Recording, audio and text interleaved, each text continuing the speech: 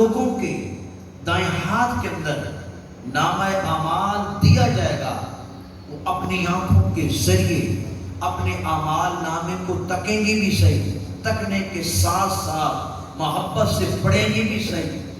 رب کعبہ فرماتا ہے کہ میں رب کعبہ ہو کر، عرش کا مالک ہو کر، خالق ارض و سما ہو کر ان پر ذرا بھر بھی ظلم نہیں کروں گا۔ جو انہوں نے کیا ہوگا میں رب کعبہ اس سے بڑھ کر ان کو عطا کرنے والا ہوں۔ سبحان اللہ۔ بات ذرا سمجھنا، یہاں پہ لفظ امام استعمال ہوا، یہاں پہ لفظ مقتدا استعمال ہوا، یہاں پہ لفظ شیخ طریقت استعمال ہوا، یہاں پہ لفظ داتا استعمال ہوا، یہاں پہ لفظ پیشوا استعمال ہوا۔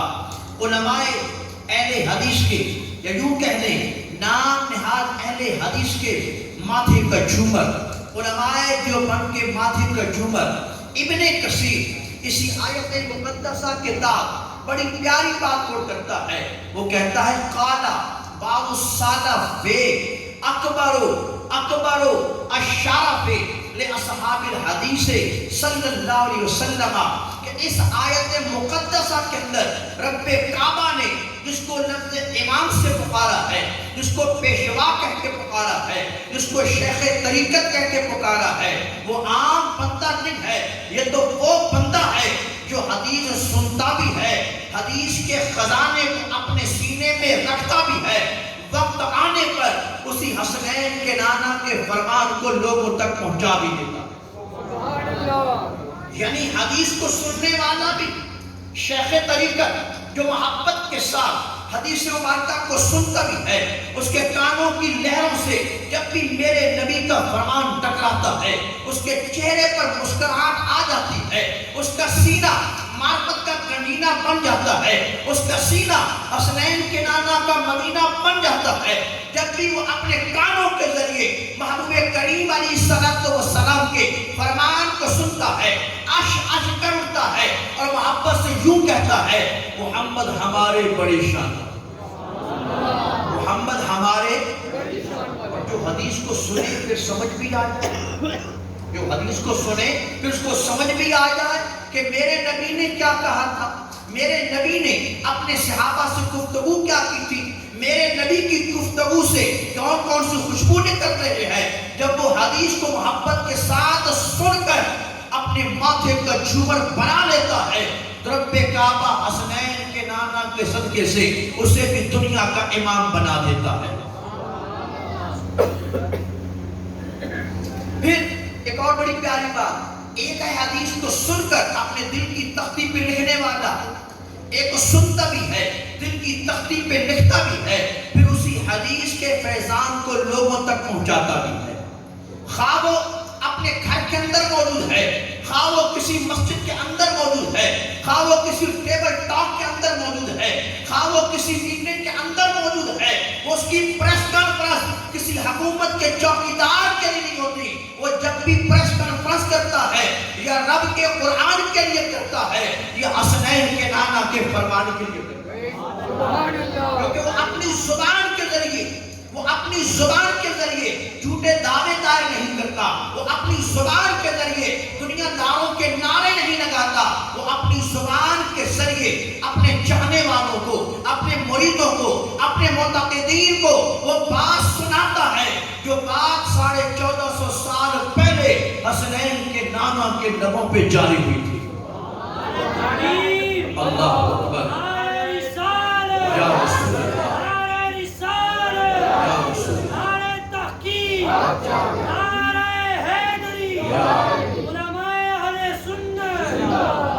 اور ملا علی قاری حنفی بڑی پیاری بات لکھتے ہیں کہ جو اہل حدیث ہیں، یہ میں موجودہ دور کے اہل حدیث کی بات نہیں کر رہا جو سینے پہ ہاتھوں کو رکھ لیتے ہیں، رفع یدین کر لیتے ہیں، ان سے مراد وہ اہل حدیث ہیں جو میرے نبی کے فرمان کو سن کر اپنے چہروں پہ مسکراہٹوں کو لاتے ہیں اور مسکراتے مسکراتے دنیا کو بتاتے ہیں کہ محمد ہمارے، بولے محمد ہمارے، وہ لکھتے ہیں کہ ہم اہل الحدیث سے، ہم اہل الحدیث سے، ہم اہل النبی صلی اللہ علیہ وسلم، کہ جو بندہ بھی حدیث کو سنتا ہے محبت کے ساتھ سنتا ہے وہ عام نہیں رہتا، وہ میرے نبی کے خاندان کا فرد بن جاتا ہے۔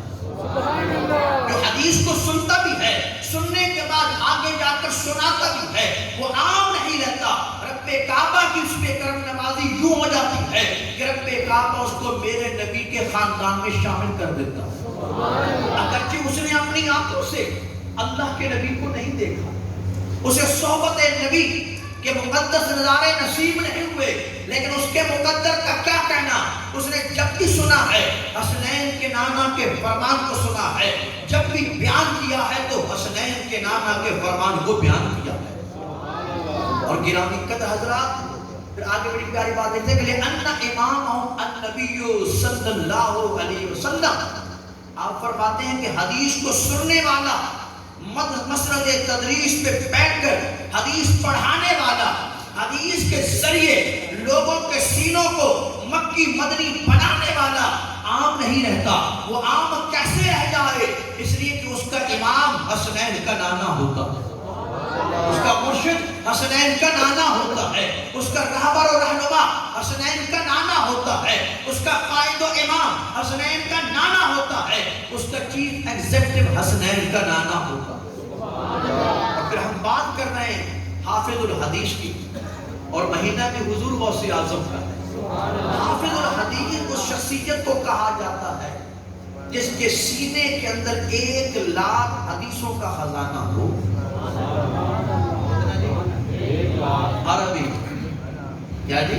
عربی احادیث کا خزانہ ہو، اردو زبان میں نہیں، اسی زبان میں جو زبان میرے آقا کی ہے، جو زبان اہل جنت کی ہے، جو زبان رب کے قرآن کی ہے، تو جس کے سینے میں 1,00,000 حدیث کا خزانہ ہو، اسے سند بھی یاد ہو، اسے متن بھی یاد ہو، اسے تو یہ بھی پتا ہو کہ یہ حدیث اللہ کے نبی کے منہ سے نکلی، حضرت ابو ہریرہ تک کیسے پہنچی، حضرت ابو ہریرہ سے لے کر حضرت جابر تک کیسے پہنچی، حضرت جابر سے لے کر آگے کیسے پہنچی، وہ چلتے چلتے ہم تک کیسے پہنچی، اسے وہ تو یہ بھی جانتا ہو اور وہ یہ بھی جانتا ہو کہ میرے نبی نے جب یہ حدیث مبارکہ پڑھی تھی تو سرکار نے عربی کے اندر اس حدیث کو بیان کیا تھا۔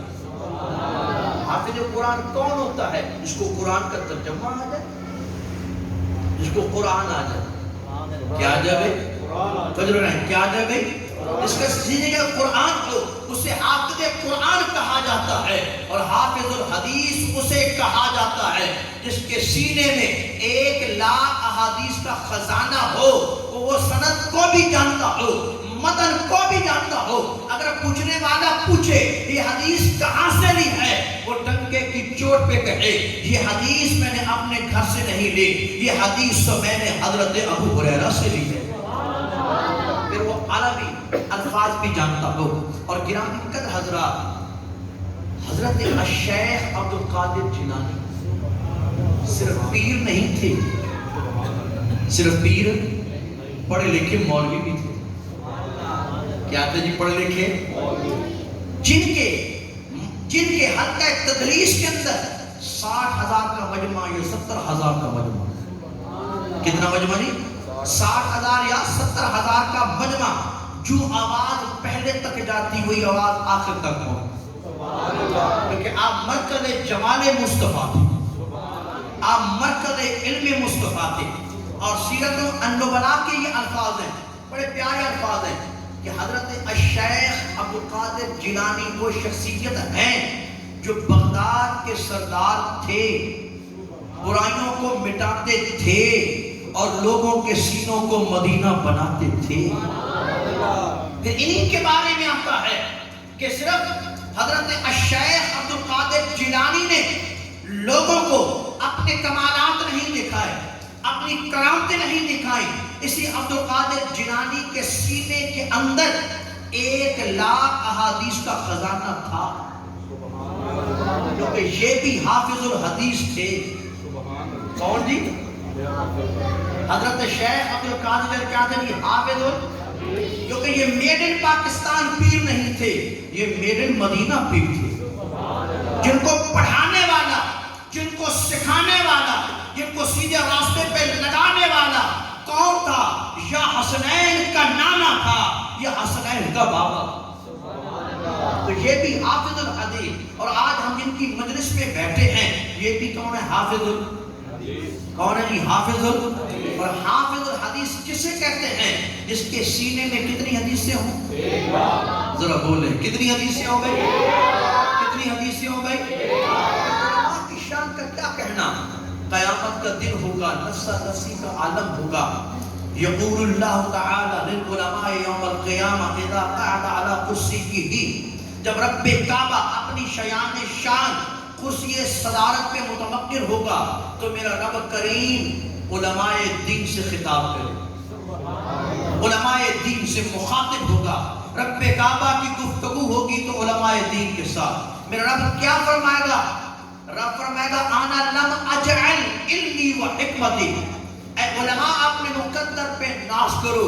اگر تمہارے سینوں کے اندر میرے قرآن کا علم ہے یا میرے نبی کی سنتوں کا علم ہے تو میں نے تمہیں اس لیے عطا کیا ہے الا انا اريد ان اغفر لكم، کہ قرآن اور حدیث کی وجہ سے تمہارے گناہوں کو معاف کر کے تمہیں جنتی بنا دوں. تمہیں کیا بنا دوں بھائی؟ جنتی بنا دوں. اگر تمہارے سینوں کے اندر میں نے قرآن کے خزانے کو رکھا، سنت نبوی کے گنجینے کو رکھا تو مقصد کیا تھا؟ اس لیے رکھا کہ تم لوگ دوزخ میں نہ جاؤ، میرے نبی کا نور اور میرے قرآن کا نور تمہیں جنتوں میں لے جائے. پھر ہم کیوں نہ کہیں کہ نور آنکھوں میں تو چہروں پہ اجالے ہوں گے. کہہ دو سبحان اللہ. نور آنکھوں میں تو چہروں پہ اجالے ہوں گے، مصطفیٰ والوں کے انداز نرالے ہوں گے. حدیث مبارکہ کو آگے پہنچانا اتنا خوبصورت عمل ہے. آپ جمعہ کے دن احادیث سنتے ہوں گے، درس حدیث میں حدیثیں سنتے ہوں گے. آج بھی آپ میرے بات بھی سنیں گے. جو حدیث آپ کو سمجھ میں آ جائے آپ نے کوشش کرنی ہے آگے پہنچانا ہے. اس کا فائدہ کیا ہوگا؟ حدیث پاک کا فیضان پہنچاتے جاؤ گے، حسنین کے نانا کی دعاؤں کے حقدار بنتے جاؤ. دیکھیں میرے سرکار کہتے ہیں نَضَّرَ اللَّهُ عِمْرَان، اے اللہ ہر اس بندے کو تر و تازہ بنا. عمران ناکرہ ہے، یہاں پہ کسی خاص کی بات نہیں ہے، یہاں پر کسی چٹے کی بات نہیں ہے، کسی کالے کی بات نہیں ہے، کسی امیر کی بات نہیں ہے، کسی گدا کی بات نہیں ہے. جو میرے نبی کے حدیث کے گلدستے کو اپنے سینے پہ سجا کر اپنے گھر والوں کو بتائے، اپنی اولاد کو بتائے، اپنے شاگردوں کو بتائے، وہ بندہ عام نہیں رہتا، وہ حسنین کے نانا کی دعا کا حقدار بن جاتا. سرکار نے کیا دعا مانگی؟ نَضَّرَ اللَّهُ تَعَالَى عِمْرَان من سمع مقالتی فوعاها وأداها إلى من لم يسمعها. اے اللہ کے نبی، اے اللہ جو میری حدیث کو سن کر، میرے کلام کو سن کر، میری محبت کے فیضان کو سن کر لوگوں تک پہنچا دے، میری امت تک پہنچا دے. مولا وہ جہاں بھی ہے اس کے چہرے پر ہمیشہ تیری رحمتوں کی بارش ہوتی رہے. جلال الدین سیوطی رحمۃ اللہ علیہ بڑی پیاری بات فرماتے ہیں. آپ فرماتے ہیں کہ جو بھی محدث گزرا ہے، جو بھی جس نے حدیث آگے سنائی پڑھائی، جو بھی محدث گزرا ہے اس محدث کے چہرے پر ہر وقت نور نبوت رہتا تھا.